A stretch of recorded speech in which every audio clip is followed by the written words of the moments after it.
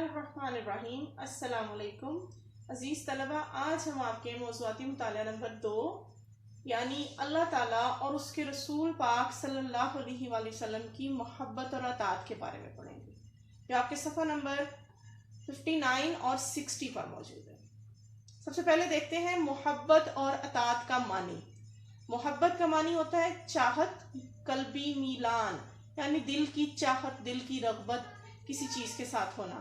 अताअत का मतलब होता है हुक्म मानना या फरमाबरदारी करना। इस सिलसिले में हम 4 अहम निकात के ज़रिए से मैं एक पैराग्राफ पढ़ूंगी जो आपकी किताब का पहला पैराग्राफ है, जो इन 4 जो है पॉइंट्स पर मुहित है। इबादत और बंदगी का तकाजा क्या है, कायनात पर गौर व फिक्र और अल्लाह की ज़ात का इदराक और उसकी तख्लीकात के बारे में। पैराग्राफ है जी, पहला पैराग्राफ। इंसान जब अपने वजूद और कायनात के अनगिनत मज़ाहिर पर गौर करता है तो उसे ये दरियाफ्त करने में कोई दिक्कत महसूस नहीं होती कि कोई कुदरत रखने वाली ज़ात है जो परवरिश भी कर रही है और हिकमत और दानाई से वाली ज़ात मौजूद है जो इन तमाम चीज़ों पर हुक्मरान है और उन्हें कुव्वत बख्श रही है और बढ़ने की सलाहियत भी बख्श रही है। और वो ज़ात कौन सी ज़ात है? वो कदीर है, हालिक है, रब है, हकीम भी है और इस कदर वसी कायनात को हिकमत से चला रहा है। ये वही ज़ात है। इंसान सोचता है कि जब एक कुर्सी, एक मेज़, एक मिट्टी का प्याला भी बगैर किसी बनाने वाले के तैयार नहीं होता तो ये ज़मीन, ये चाँद, ये आसमान, सूरज, चाँद, सितारे, यहाँ तक कि इंसान सिर्फ अपने वजूद पर गौर कर ले तो उसे ये समझने में जो है वो कहीं भी मुश्किल पेश नहीं आएगी कि कोई ऐसी ज़ात, कोई कुव्वत है, जो कोई हालिक, कोई रहमत और हिकमत वाली ज़ात है जो इन तमाम निज़ाम को चला रही है। ये कुदरत और हिकमत इसके वजूद की दलील भी है और इसको तस्लीम करने से हयात इंसानी और वजूद कायनात का दुरुस्त इदराक भी हासिल होता है। ये अल्लाह ताला की ज़ात ही है जिसकी तख्लीक के जलवे हर जगह नुमाया है। अल्लाह की अजमत इसी में है कि वो अपने खालिक, इंसान की अजमत इसमें है कि वो अपने खालिक को तस्लीम करे और उसकी मोहब्बत से सरशार रहे और उसके अहकामात पर अमल पैरा रहे। यूं तो आपकी किताब के सफ़ा नंबर 59 और 60 में जो है मुख्तलिफ टॉपिक के ज़ेर असर जो है वो ये मुख्तलिफ किस्म के पॉइंट दर्ज हैं, लेकिन चूंकि आपकी एक्सरसाइज में जो सवालात हैं मुनासिब ये है कि हम उसके मुताबिक इस सबक को पढ़ें, बाद में आपको मुश्किल पेश ना आए कि इस सबक के जवाब में कहाँ से कहाँ तक लिखना है। तो आइए सबसे पहले बढ़ते हैं सवाल नंबर 1 की तरफ कि अल्लाह ताला की मोहब्बत से क्या मुराद है। ये आपकी किताब इस सबक के और इस उन्वान के पहले सवाल की तरफ का जवाब डिस्कस करते हैं। दुनिया और उसके तमाम रिश्तों से बढ़कर अल्लाह ताला की मोहब्बत से क्या मुराद है कि इंसान दुनिया और उसके तमाम रिश्तों से बढ़कर मोहब्बत करता है जब अल्लाह से, तो उसका नाम, उस जज्बे का नाम ईमान है। अल्लाह ताला फरमाता है सूरत बकरा में, जो लोग ईमान लाए वो अल्लाह ताला से बहुत मोहब्बत करने वाले हैं। यानी अल्लाह फरमाता है कि जो लोग भी ईमान लाते हैं वो दरअसल अल्लाह ताला से मोहब्बत करते हैं, उसे अपना खालिक हकीकी, ज़ात वाहिद, तौहीद उसकी को मानते हैं, तो वो अल्लाह से मोहब्बत करने वाले लोग हैं। सूरत बकरा में इरशाद है अल्लाह चूंकि खालिक कायनात है, उसने ये तमाम कायनात को तख्लीक किया, तो हम पर लाजिम है कि हम उसे रब तस्लीम करें और अपने दिल में अव्वलीन जगह दें। यानी जो जगह अल्लाह की है हम उसके लायक किसी और ज़ात को तस्लीम ना करें, वो ज़ात वाहिद है। अब आ जाती है बात, उसने हमें जिंदगी दी, तमाम नेमतें, आसाइशें दी, नाक, कान, हाथ, अगर हम गौर करें तो हमारे पूरा एक मुकम्मल इंसान बनाया, हमें किसी का मोहताज नहीं बनाया और ना सिर्फ इंसान बनाकर हमें इस दुनिया में जिंदगी गुजारने के लिए बेशुमार नेमतें अता की। अल्लाह ताला सूरत नहल में इरशाद फरमाता है कि अगर तुम नेमतों और एहसानात को गिनना चाहो तो गिन ना सकोगे। और हम अपनी अमली जिंदगी में भी देख सकते हैं कि अल्लाह ताला ने हमें, अगर इंसान सोचना शुरू करे, अल्लाह ताला फरमाता है कि एक लम्हे का फिक्र 1000 साल की इबादत से बेहतर है। वो एक लम्हे का जो फिक्र है वो इन्हीं नेमतों और एहसानात को और अल्लाह की ज़ात वाहिद को पहचानने का अमल है। सबसे पहला पॉइंट, इबादत के लिए मोहब्बत जरूरी है।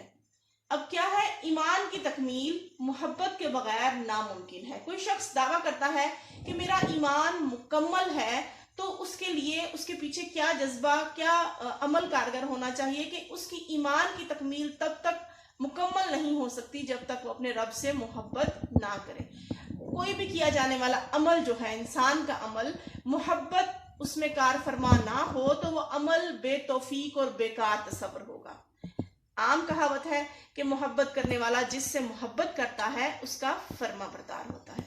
یہ تمام دلائل کی روشنی میں یہ سمجھنے میں بات بالکل روز روشن کی طرح عیاں ہے کہ جس سے انسان محبت کرتا ہے پھر اس کا فرما بردار ہوتا ہے، پھر اس کی کوئی ایسا کام اس سے سرزد نہیں ہوگا جس سے وہ محبت کرتا ہے وہ اس سے ناخوش ہو یا اسے ناگوار گزرے۔ پھر اس کی کوشش ہوتی ہے کہ میں جس سے محبت کرتا ہوں میں اسے راضی رکھوں، اسے خوش رکھوں اور اس کی عین مرضی کے مطابق جو ہے وہ کام کروں۔ عبادت اور بندگی کا تقاضا، جیسا کہ ہم پڑھ چکے ہیں کہ جس اللہ نے ہمیں پیدا کیا، نعمتیں آسائشیں عطا کی، اس کا ہم پر فرض ہے کہ ہم اس کا حکم مانیں۔ دنیا میں یہ عام دیکھنے کی بات ہے کہ کوئی چھوٹا سا احسان بھی اگر کسی انسان پر کرے تو ہم تمام عمر اس کے شکر گزار رہیں گے۔ تو پھر رب العزت جس نے ہمیں بے شمار نعمتیں عطا کی، ہم پر بے شمار احسانات عطا کیے، ہمیں جو ہے زندگی عطا کرنے کے ساتھ ساتھ نعمتیں دی، تو یہ تمام احسانات کے بدلے اب ہم پر فرض ہے کہ ہم تمام عمر اس کے احسان مند رہیں اور اس کے احکامات کو بجا لائیں۔ اگلا پوائنٹ ہے جی، اللہ کی محبت کن لوگوں کو حاصل ہوتی ہے؟ اس کے لیے میں نے اس کو شارٹ کر کے لکھا ہے، سورۃ آل عمران میں ہے کہ اللہ نیکی کرنے والوں کو پسند کرتا ہے، سورۃ المائدہ میں ہے کہ اللہ انصاف کرنے والوں کو پسند کرتا ہے، سورۃ آل عمران میں دوبارہ سے اللہ تعالیٰ ارشاد فرماتا ہے کہ اللہ پرہیزگاروں کو پسند کرتا ہے۔ ایک اور جگہ سورۃ آل عمران میں فرمایا گیا، اللہ نے ارشاد فرمایا کہ اللہ صبر کرنے والوں کو پسند کرتا ہے، اور سورۃ توبہ میں ارشاد فرمایا گیا کہ پاک صاف رہنے والوں کو اللہ تعالیٰ پسند کرتا ہے۔ سورۃ بقرہ میں ارشاد باری تعالیٰ ہے کہ توبہ کرنے والوں کو اللہ پسند کرتا ہے۔ یعنی یہ 6 طرح کے، اس کے علاوہ بھی اور بہت ساری صفات کے حامل لوگوں کو اللہ پسند کرتا ہے، لیکن یہ چند خاص میں نے تحریر کر کے یہ بتانے کی کوشش کی ہے کہ اللہ تعالیٰ ان لوگوں کو پسند کرتا ہے جو نیکی کرتے ہیں، انصاف کرتے ہیں، پرہیزگار ہیں، صبر کرنے والے ہیں، پاک صاف رہنے والے ہیں اور توبہ کرنے والے ہیں۔ اب ہم آتے ہیں سوال نمبر 2 کی طرف جو آپ کی ایکسرسائز میں ہے، رسول پاک صلی اللہ علیہ وآلہ وسلم کی اطاعت کیوں ضروری ہے؟ اس کے جواب میں ہم لکھیں گے کہ چونکہ آپ صلی اللہ علیہ وآلہ وسلم کی سب سے پہلے محبت سے کیا مراد ہے؟ محبت کس چیز کا نام ہے؟ محبت ہے آپ صلی اللہ علیہ وآلہ وسلم کی اطاعت، سنت پر عمل اور اپنے آباء و اجداد اور تمام لوگوں سے زیادہ محبوب جاننا کہ آپ صلی اللہ علیہ وآلہ وسلم کی ہستی جو ہے اسے اپنے تمام رشتہ داروں اور تمام لوگوں سے زیادہ محبوب ہو۔ یہ ہے آپ صلی اللہ علیہ وآلہ وسلم سے محبت۔ جس سے محبت ہوگی اسی کی اطاعت ہوگی۔ محبت رسول کا تقاضا، محبت رسول کا تقاضا کیا ہے کہ اللہ نے فرمایا کہ کسی بھی معاملے میں آپ صلی اللہ علیہ وآلہ وسلم سے آگے نہ بڑھا جائے۔ محبت رسول کے لیے اطاعت رسول ضروری ہے۔ جو شخص رسول پاک صلی اللہ علیہ وسلم سے محبت کا دعویٰ کرتا ہے وہ آپ صلی اللہ علیہ وسلم کے احکامات کی پیروی ضرور کرے گا۔ سورۃ آل عمران میں ہے کہ وَأَطِیعُوا اللَّهَ وَرَسُولَهُ لَعَلَّکُمْ تُرْحَمُونَ، وَأَطِیعُوا اللَّهَ اور اطاعت کرو اللہ کی، وَرَسُولَهُ اور اس کے رسول کی، لَعَلَّکُمْ تاکہ تم پر ترحمون تم پر رحم کیا جائے۔ اللہ فرماتا ہے کہ اللہ اور اس کے رسول کی اطاعت کرو تاکہ تم پر رحم کیا جائے۔ سورۃ محمد میں ارشاد باری تعالیٰ ہے اطیعوا اللہ و اطیعوا الرسول، کہ اللہ کی اطاعت کرو اور اس کے رسول کی اطاعت کرو، ولا تبطلوا اعمالکم اور اپنے اعمال کو ضائع نہ کرو۔ یعنی اگر تم اللہ اور اس کے رسول کی اطاعت کا دعویٰ تو کرتے ہو، محبت کا دعویٰ تو کرتے ہو، لیکن اس کے احکامات کو نہیں مانتے، احکامات کی پیروی نہیں کرتے، تو تمہارے اعمال کے ضائع ہونے کا خطرہ ہے۔ آپ صلی اللہ علیہ وآلہ وسلم کو اللہ تعالیٰ نے صراط مستقیم بنا کر بھیجا، یعنی آپ صلی اللہ علیہ وآلہ وسلم جو ہیں ان کے بارے میں ارشاد ہوتا ہے کہ اے نبی آپ بھیجے ہوئے رسولوں میں سے صراط مستقیم پر ہیں۔ اللہ تعالیٰ نے آپ کو روشن چراغ بنا کر بھیجا۔ سورۃ احزاب میں ارشاد باری تعالیٰ ہے کہ ہم نے آپ صلی اللہ علیہ وآلہ وسلم کو گواہی دینے والا، خوشخبری سنانے والا، ڈرانے والا اور اللہ کی طرف بلانے والا روشن چراغ، چراغ وہ ہوتا ہے جو سیدھی راہ دکھاتا ہے، جس پر چل کر انسان کامیابی حاصل کر سکے. ناطق قرآن بنا کر بھیجا. ایک مرتبہ کا ذکر ہے کہ حضرت عائشہ صدیقہ رضی اللہ تعالیٰ عنہا کے پاس کچھ صحابہ کرام تشریف لائے اور پوچھا کہ ہمیں آپ صلی اللہ علیہ وسلم کے اسوہ حسنہ یعنی سیرت کے بارے میں کچھ فرمائیں، ارشاد فرمائیں. حضرت عائشہ نے فرمایا کہ کیا تم قرآن نہیں پڑھتے؟ صحابہ نے فرمایا جی ہم پڑھتے ہیں. تو حضرت عائشہ نے کہا خدا کی قسم آپ صلی اللہ علیہ وآلہ وسلم ناطق قرآن ہیں، یعنی قرآن پاک کی تفسیر آپ صلی اللہ علیہ وآلہ وسلم کی پوری زندگی ہے. آپ صلی اللہ علیہ وآلہ وسلم کی جو تمام اقوال و افعال ہیں وہ قرآن کے عین مطابق ہیں. اب ہے جی ایمان کی شرط اول. آپ صلی اللہ علیہ وآلہ وسلم کی ذات سے محبت اور آپ کی اطاعت جو ہے وہ ایمان کی سب سے پہلی شرط ہے.